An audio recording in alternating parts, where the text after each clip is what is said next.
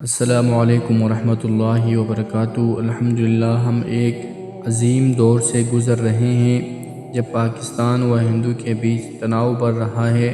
ایسی وقت میں مومن قرآن کے طرف رجوع کرتا ہے، ہدایت، صبر اور قربانی کے راہ اپناتا ہے۔ اللہ فرماتا ہے سورۃ الصف میں واضح انداز میں، ان اللہ یحب الذین یقاتلون فی سبیلہ صفا کأنہم بنیان مرصوص۔ ترجمہ: بے شک اللہ ان سے محبت کرتا ہے جو اس کی راہ میں ایسی صف بستہ ہو کر لڑتے ہیں جیسے وہ سیسہ پلائی ہوئی دیواروں ہو جس میں کوئی درار نہ ہو۔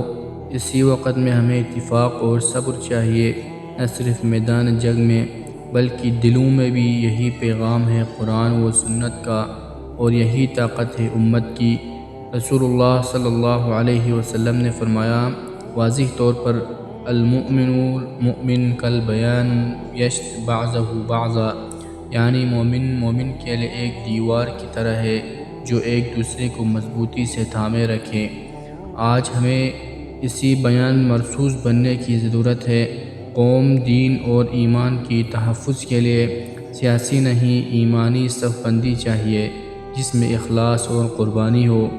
آئے اپنے دلوں کو پاک کرے، نیتوں کو درست کرے، اللہ کی راہ میں اپنے صف مضبوط کرے، دعاؤں، کردار اور قربانی سے جہاد کرے اور امت مسلمہ کا قلعہ بن جائیں۔ دعا کرے، یا اللہ ہماری وطن پاکستان کی حفاظت فرما، ہمیں دشمن کی شر سے بچا، ہمیں سیسہ پلائی دیوار جیسے اتحاد عطا فرما اور ہمیں سچوں میں شامل فرما۔